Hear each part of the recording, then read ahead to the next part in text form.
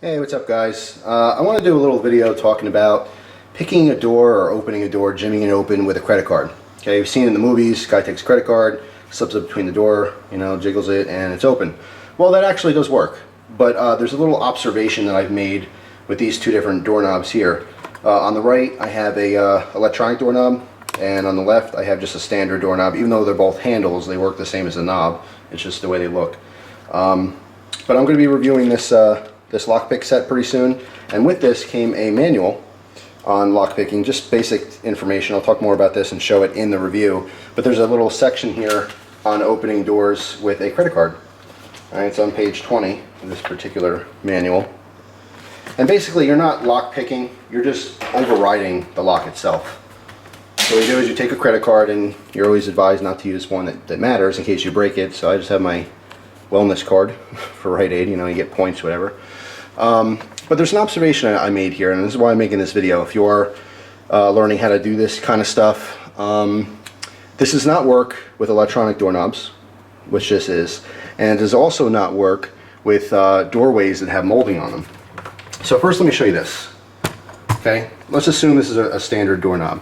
What you do for this is you slide your card in the crack here, okay, and you put it on top of basically the internal lock. The idea behind the doorknob is when you rotate the doorknob, whether it's a knob or a handle, when you rotate it, you're pulling in this piece, which is allowing the door to open and close, right? Now you know where this is because there's a little metal plate here. So you slip the card in, and you jiggle the card up and down while you're jiggling the handle. Now in combination with that, you're rocking this little piece around a little bit. And if you're lucky enough, or do this long enough, or just have the knack for it, if you practice, you can get the card to go right behind that piece, and then by sliding the card down completely while pulling on the door, it will override that piece. So the entire internals of the doorknob, it does nothing for you in that case because you're overriding it and you're just moving that piece out of the way enough to open the door. And this does in fact work, okay? But it doesn't work in these two cases. In this case, with the electronic doorknob, in the lock position, it completely disengages the internals with the handle itself. This just freely moves up and down, okay? There's no way that this will actually jiggle this internal piece, okay? So as much as I've tried doing this the last 15 minutes, it does not work with this particular door because of the setup here. It disengages it completely. All right, and with these doorknobs, these are actually awesome. I really love these. I highly recommend them. They have them at Lowe's and Home Depot and stuff, and you just basically put in your pin, whatever it may be, and if it's not, it goes red. If it is, it goes green, and it engages so that this handle now connects internally to that piece. So when you turn it, it will turn that as well. All right, so I've opened this. Now on the inside, if I were to manipulate the back, there you go, and unlock the door itself, now this is engaged with the internals, so this will in fact open the door. Okay, you can see this piece here. So with the credit card trick, or whatever you call it, you're jiggling this enough so it gets behind it. So this will push. Okay, these push in freely. Doesn't matter what kind of doorknob you have, these will move freely. It's just the entire doorknob itself is what's moving that for you. But using the card, you override that. You don't need this at all because you're just getting the corner and pushing it in. But again, with the electronic doorknobs, they work very nicely to completely disengage this, so it won't work at all. Now the other thing I noticed is that this will also not work, this opening method, with doorways that have this piece of molding here.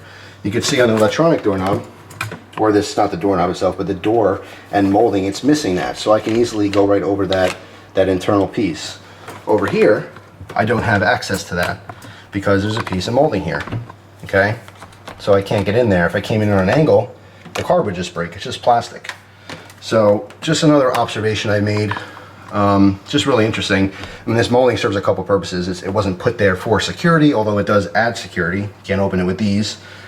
Not that it matters with this particular doorknob, but also it works as or functions as a stop. So when the door is closed, it doesn't over travel. It stops there. So anyway, another thing. If you happen to have doors with just a hole in the other end, there's two ways that you can, I guess, override it. There's no real key that goes in there, but you can easily undo the lock or pick it. There's only two different types of doorknobs that have a hole in here. The lock on the other side, if it turns, you need a very small flathead screwdriver, one of those micro screwdriver sets. Put a flathead in there, you'll feel where it goes into the notch, and then you can rotate the lock to the open position so you can open the door.